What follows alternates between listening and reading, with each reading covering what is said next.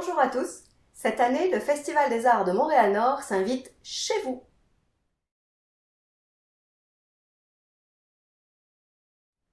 Je m'appelle Julie Turconi et je suis conteuse et feuilleuse de vie. Je me promène sur les scènes du Québec et parfois de France depuis le milieu des années 2000. J'aime particulièrement explorer les différentes facettes de l'humanité par le conte, qui a ceci de particulier qu'il est universel et qu'il permet de créer une relation directe avec le public, sans quatrième mur. Et c'est justement cette interaction humaine qui est au cœur de mon art, qui vient le nourrir.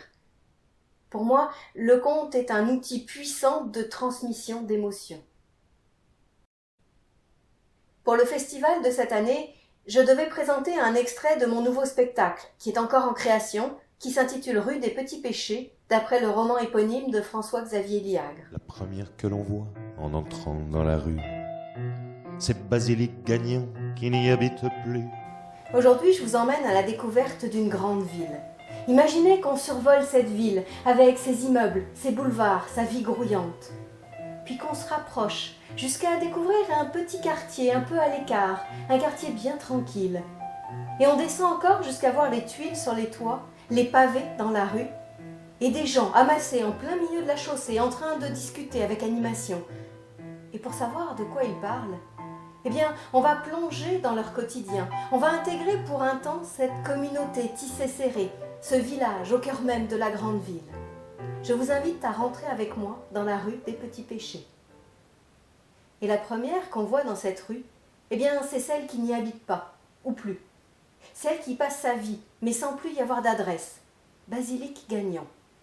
Celle que tout le monde ici appelle encore maîtresse Gagnon, car elle a longtemps été l'institutrice de l'école du quartier. Basilique qui a passé toute sa vie dans la rue des Petits Péchés, au numéro 152, dans la maison où elle est née, il y a bien, bien longtemps. Une maison à l'image de ses occupants, pauvres mais soignés. Une maison dont ne subsistent aujourd'hui que quelques planches noircies, quelques pierres à moitié brûlées, un peu moins visibles chaque jour avec les hautes herbes qui envahissent le terrain. Et malgré son âge, elle en impose, Basilique. Fière, droite, autoritaire jusqu'à la rigidité, elle régente le monde autour d'elle sans jamais se poser de questions, comme elle l'a toujours fait. Oh, c'est sûr, physiquement, elle n'est plus que l'ombre d'elle-même. Son visage se creuse de rides profondes, son dos se voûte un petit peu plus avec chaque jour qui passe. Ses cheveux gris ont connu des jours meilleurs, et ses vêtements aussi, les vêtements qu'elle porte en couches superposées et qui lui donnent l'allure d'une bohémienne. Mais ce qui n'a pas changé, c'est son regard. Oui, sa vue a baissé, mais son regard, lui, reste suffisamment perçant pour repérer tout ce qui se passe dans la rue, dans sa rue. Et si Basilique est aujourd'hui aussi diminuée physiquement, ce n'est pas tant à cause de la vieillesse qu'à cause de l'incendie qui lui a tout volé. En un soir de désastre banal, comme on en voit si souvent aux nouvelles, Basilique a tout perdu. Sa maison, son mari, et d'aucuns disent sa raison.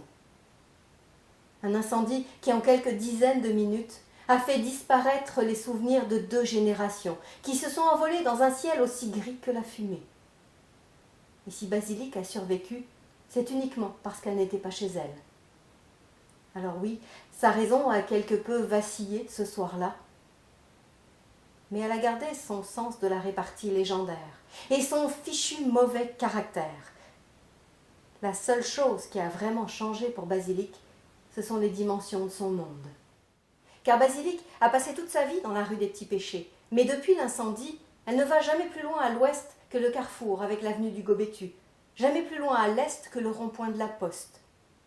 Son univers s'est rétréci aux 300 mètres de la rue des Petits Péchés entre ces 2 limites. Et au-delà, eh bien au-delà, il n'y a rien. S'il y a eu un au-delà un jour, il n'y en a plus. La vie de Basilique est devenue très simple. Le doute en est absent. La rue des Petits Péchés est le monde.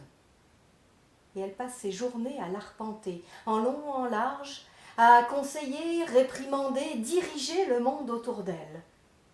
Oh, bien sûr, parfois, elle marque une pause un petit peu étrange, en plein milieu d'une phrase, avec un air hagard ou une grimace de douleur. Mais personne ne s'en inquiète. car la vieillesse, tout autant que le traumatisme de l'incendie, peuvent expliquer très simplement ces petites misères, petites et moins petites. Alors les habitants de la rue ont fait front commun, se sont rassemblés autour de Basilic. Ils se sont occupés de la paperasse, des assurances. Et quand Basilic a fait clairement comprendre qu'elle retournerait s'installer chez elle, même si pour ça elle devait aller au milieu des ruines encore fumantes, eh bien les habitants de la rue lui ont construit un abri de fortune, avec un toit de tôle appuyé contre un mur de pierre encore debout. Ils lui ont donné un lit, une table, c'est à peu près tout ce qu'elle a voulu accepter. Et Basilic s'est réinstallé au numéro 152.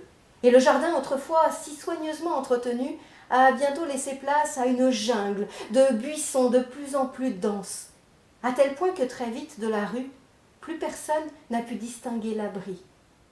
Et comme les impôts, les taxes et autres paperasseries étaient réglées en temps voulu par des voisins diligents, aucune administration ne s'est occupée de la contribuable Mathon Basilic, veuve Gagnon, ni de sa folie douce.